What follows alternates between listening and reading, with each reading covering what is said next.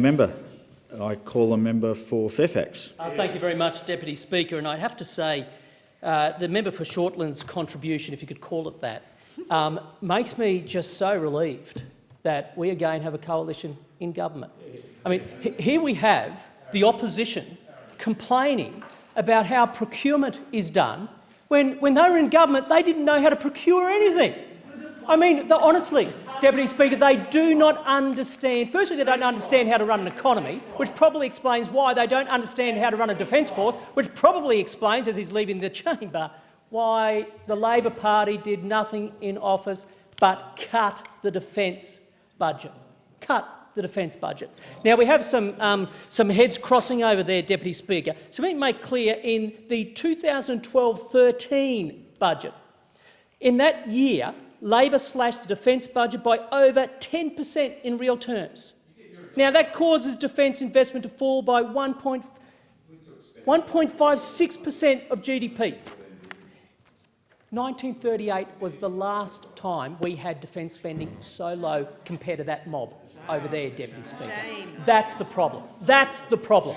But I'm here to actually ask our minister an important question, and it relates to the Land 400 program. Now, this, of course, is part of a recapitalisation of Australian Defence Forces, over $200 billion. Now, that's where you find procurement, by the way, when you actually run the economy and you put real money behind our defence forces. Now, the Land 400 program is close to my heart, Deputy Speaker, because I'm a Queenslander. And we know that the Land 400 Phase 2 project was won by a company called Rheinmetall, who has domiciled itself in Queensland. This was a $5.2 billion procurement spend on 211 combat reconnaissance vehicles. The best in the world. The best in the world, Deputy Speaker. Again, if you go back to the basics of why we're all here, at least why we should be here, is to keep our country safe and secure. Safe and secure. Our soldiers deserve nothing but the best. And through the Land 400 program, that is precisely what the priority is. Now, that Phase 2 contract that was worth $5.2 billion, that is seeing over 1,400 jobs being created right across Australia. It is seeing not just jobs, but careers. Careers not just in the direct build of those combat reconnaissance vehicles, but for over 40 businesses, Aussie businesses, that are providing goods, parts and services through to that work. We're talking about Australian steel. Steel that is now equally graded with the best coming out of Germany, Deputy Speaker. And so this is more than jobs. This is actually careers.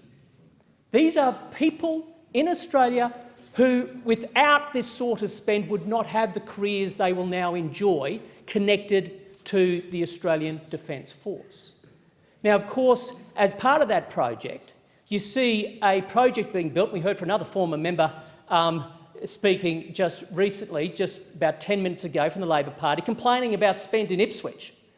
You know, this $5.2 billion is being spent primarily through the production of combat reconnaissance vehicles at a site in Ipswich, in Queensland, and yet the Labor Party complain. Now, I tell you what, if I was from Ipswich, I wouldn't be complaining about $5.2 billion. And by the way, what I didn't say, Deputy Speaker, that the Labor Party should take account of is there's also a sustainment, an ongoing through-life support. Ipswich will benefit from that. So too will North Queensland, Deputy Speaker. And this is why it's so vitally important that we have these major projects. And when you look at the export pipeline, it's tens of billions of jobs. And the more we have Australians getting on to the pipeline of those works, we also export that intellectual property, which is now here in Australia. This is the birth of a new industry. This is jobs. This is small and medium businesses. This is economic prosperity, and it's also ensuring that our country is kept safe and secure, and our soldiers get nothing but the best. And the only party that delivers that is the coalition. It's the only party that delivers that. And that is why I'm happy to stand and ask the Minister, what are the opportunities for Australian industry under the Land 400 program, and how is this government supporting businesses, including small ones, to take advantage of these opportunities? I thank the